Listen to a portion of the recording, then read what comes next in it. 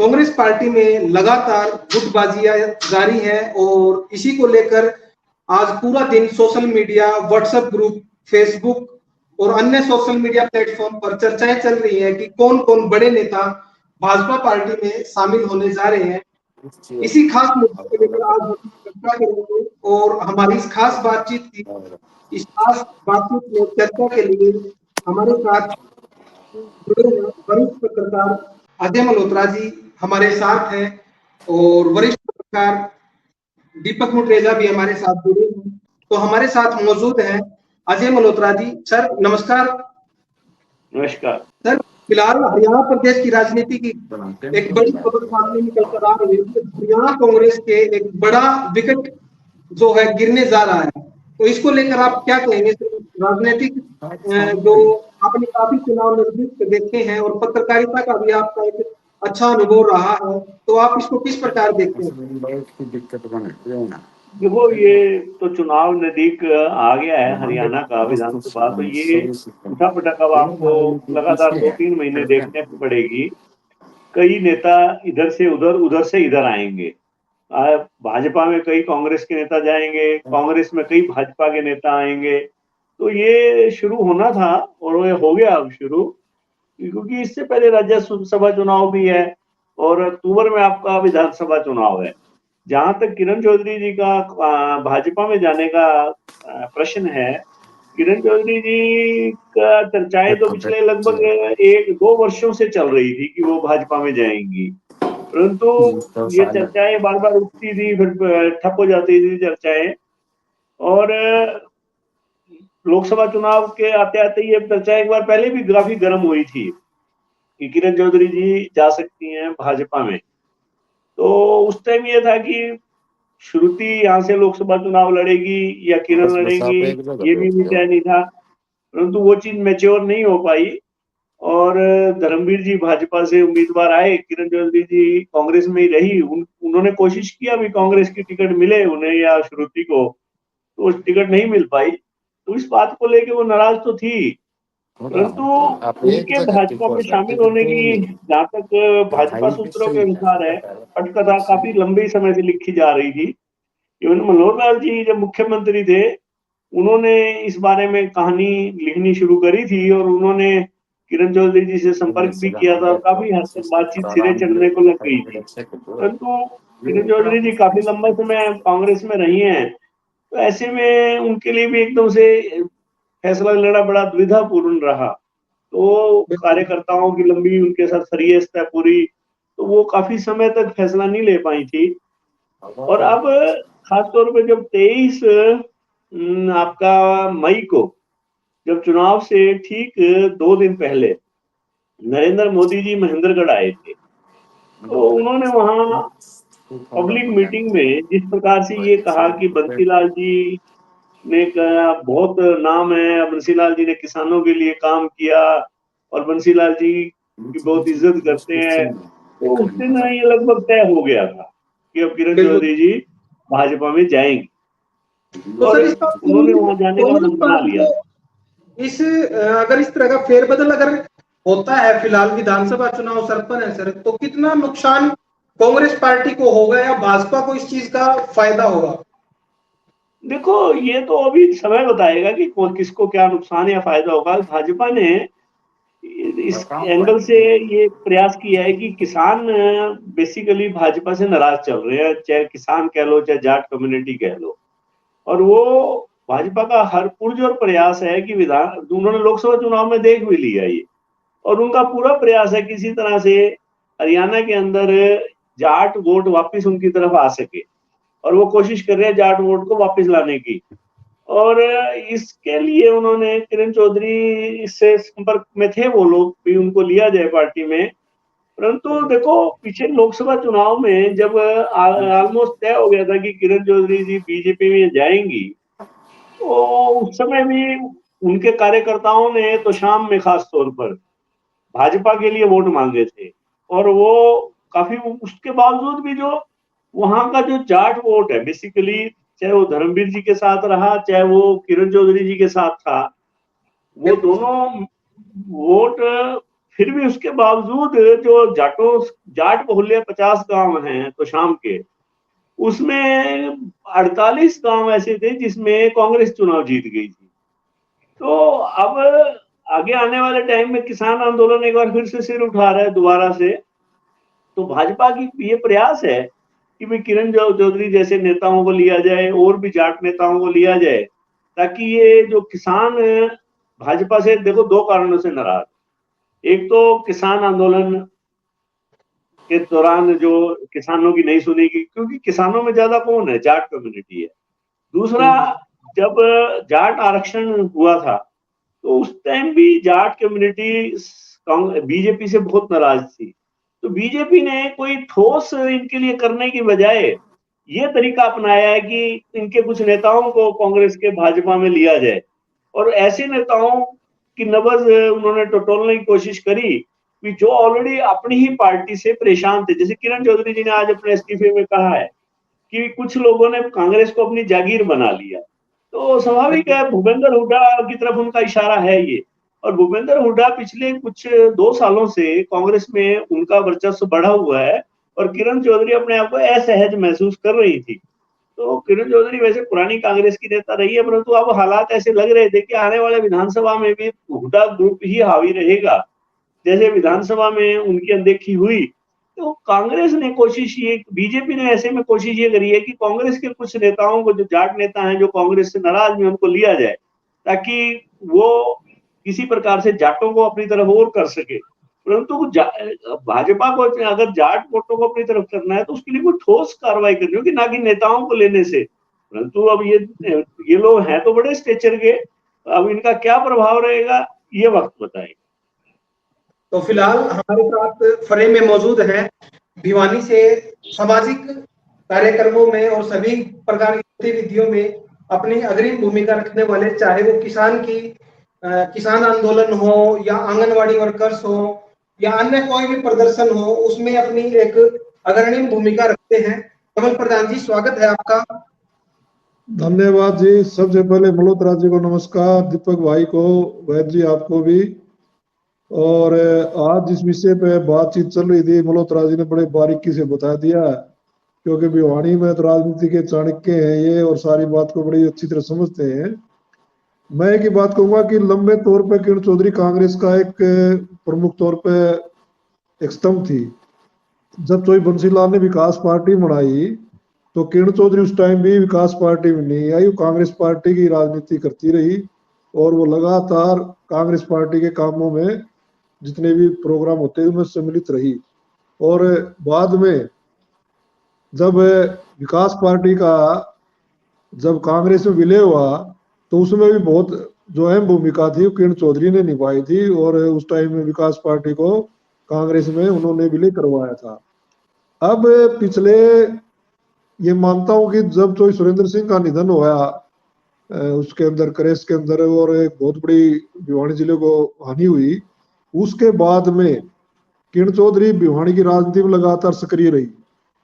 और उसमें उन्होंने जैसे टिकट भी, जो विधानसभा चुनाव आए जितने भी, उनमें टिकट दिलाने का प्रयास भी किया, और कई जगह उम्मीदवार उनके हार गए। लेकिन हर जगह चर्चा ये होने लगी कि किरण चौधरी जिताऊ कैंडिडेट की मदद नहीं करी, हरा कैंडिडेट कांग्रेस के प्रति जो लड़ते हैं उनका आरोप था कि किरण चौधरी की वजह से हम हार गए।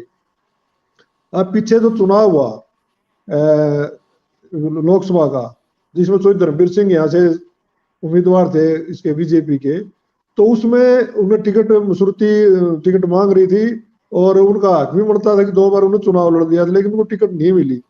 उसके बाद में जब चुनाव की प्रक्रिया शुरू हुई तो आमतौर पे बात आने लगी कि किरण चौधरी अंदर खाते बीजेपी की मदद कर रही है, और कुछ चीजें आम तौर पर उन्हें सीधी तौर पर कही भी, उनके जो समर्थक थे उनकी वीडियो वायरल हुई कि आप बीजेपी को वोट दिए, तो ये सारी चीजें चल रही थी। तो हो सकता है ये पृष्ठभूमि जो बनाई थी, ये चुनाव के जैसे टिकट करने उसके टाइम निर्धारित हो गई।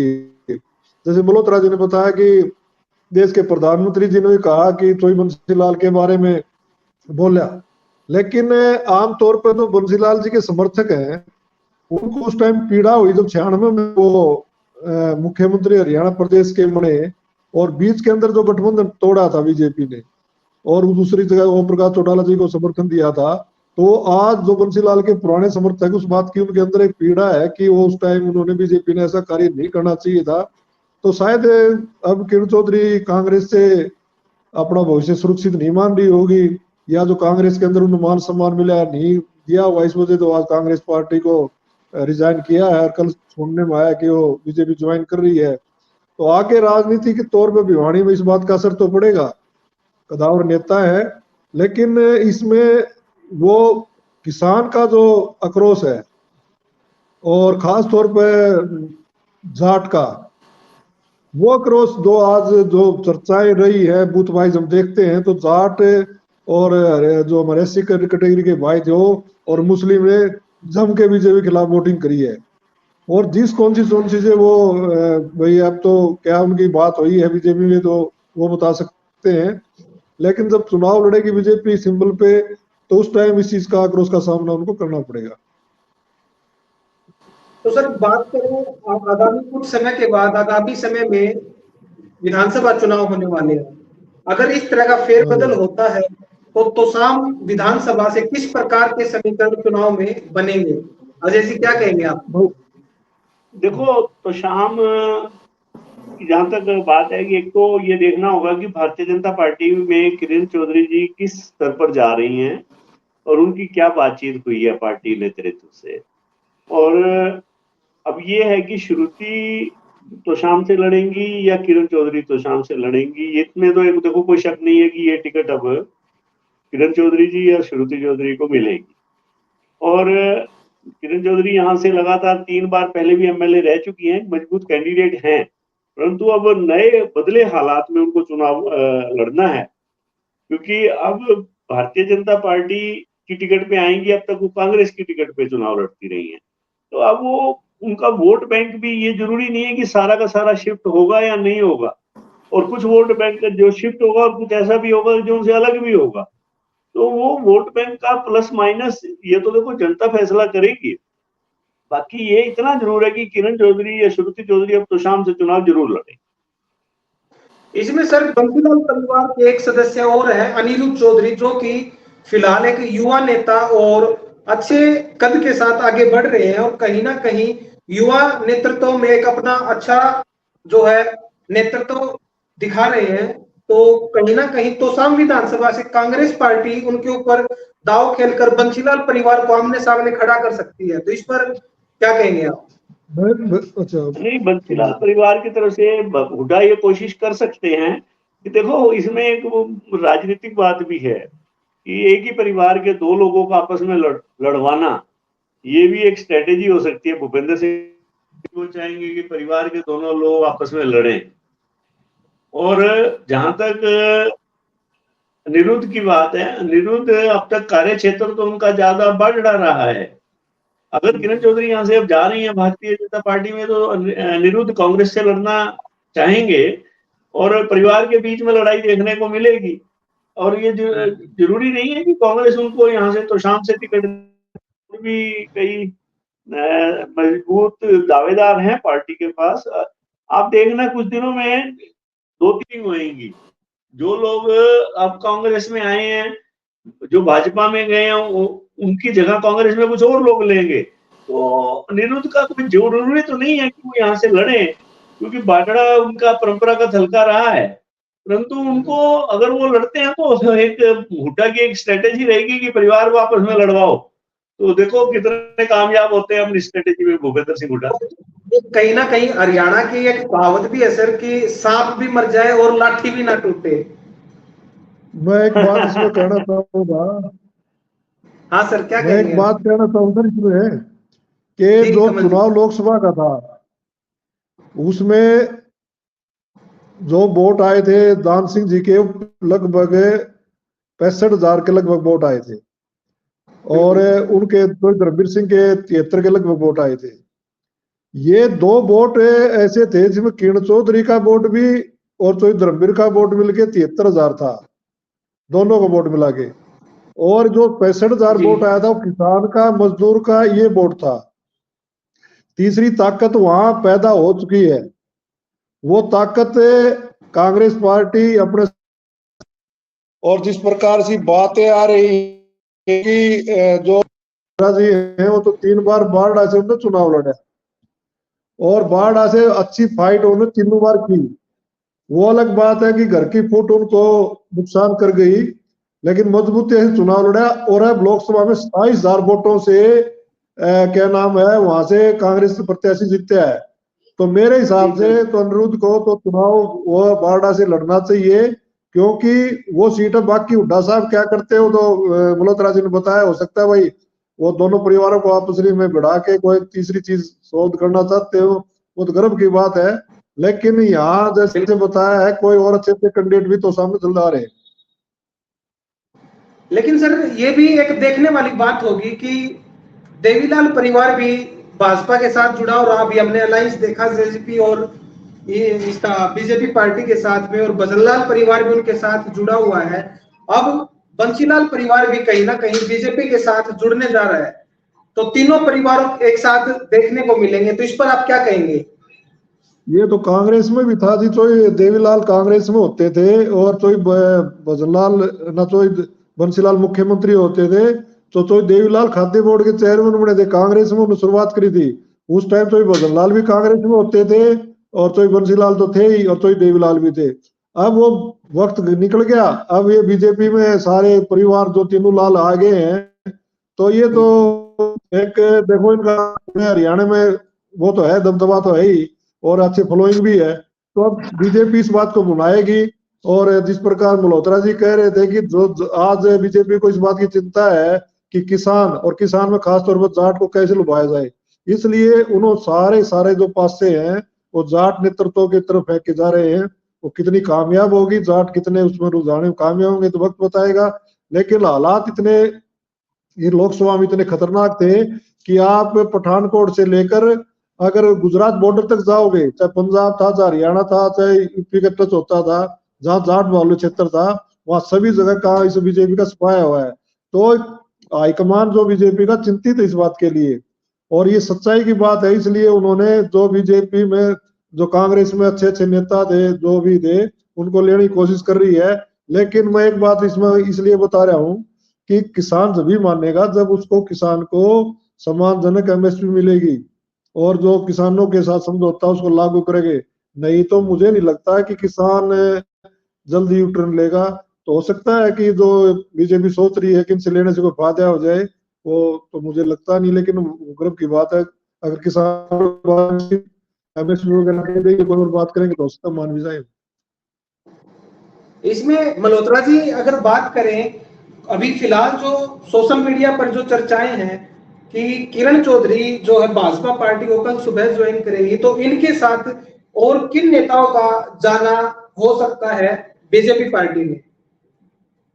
मेरे को नहीं लगता कि कल कोई और नेता जाएगा, क्योंकि किरण चौधरी जी अकेले जाएंगी और अभी वही शामिल होंगी। और वो भी नहीं चाहेंगी कि देखो एक आदमी कई नेताओं के साथ शामिल होता है और एक अकेला शामिल होता है, बड़ा फर्क होता है। तो अकेला जो होता है उसका वजूद बनता है एक। तो किरण चौधरी जी मेरे को लगता है कि अकेले ही शामिल होंगी। और ये जो चर्चाएं हैं और नेताओं की, चाहे अपना तरन सिंह दलाल की है या अपने ये कुलदीप शर्मा की है, ये लोग तो वैसे भी इंडिया में नहीं है।